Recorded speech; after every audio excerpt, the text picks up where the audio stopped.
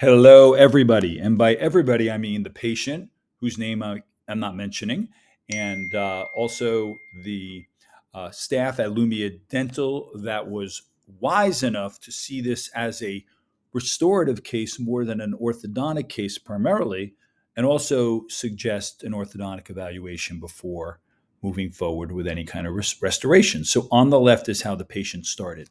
So a rookie would look at this and say on the left, hey, we have a small space. Why not just close it orthodontically? To do so, either you would have to move the teeth towards each other, but that would open up a space here and here. Or you'd have to move the teeth inward, which you could consider depending on where the lower teeth are. But in this patient, we have a situation where the top teeth are right up against the lower teeth. So moving these in is not a great idea. Now you might think, well, what about if we move the lower teeth in, then the uppers could come in more. That's possible. But you have a young woman here who has a lot of chipping and wear on the teeth. Moving the teeth inward is not where you want to go. It's in the wrong direction because it flattens out the profile, which sometimes you want if somebody has a really convex or full profile, but not with upright teeth like this. And it moves the teeth inward even more into that sort of firing line where that wear is happening. So you do not want to think about this as just trying to close this space all the way. And I guess the key point here is that not every case is an orthodontic case. Not every spacing cases is because of tooth position. Sometimes it's tooth shape.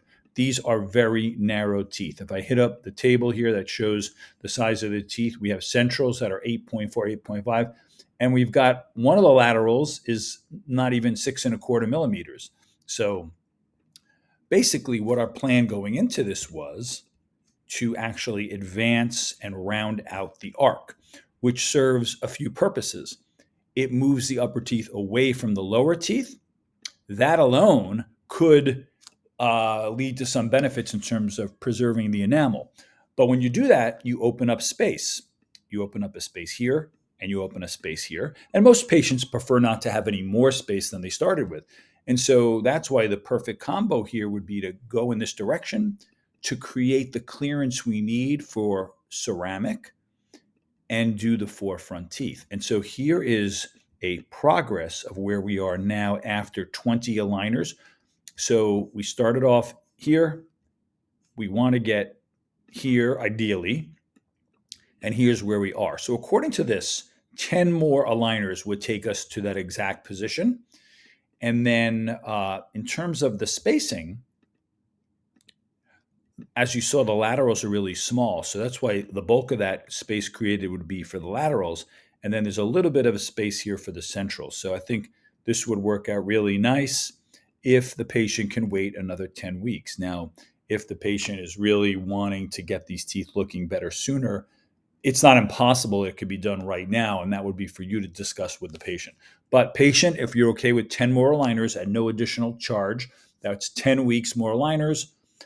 And then we could go from there. And then in terms of the attachments, I do not need the attachments anymore. So what I will do is I will remove them virtually. And then the day you come in for the aligners, we will remove the attachments from your teeth and give you the final batch of aligners. So let me know if everyone is on board with this plan.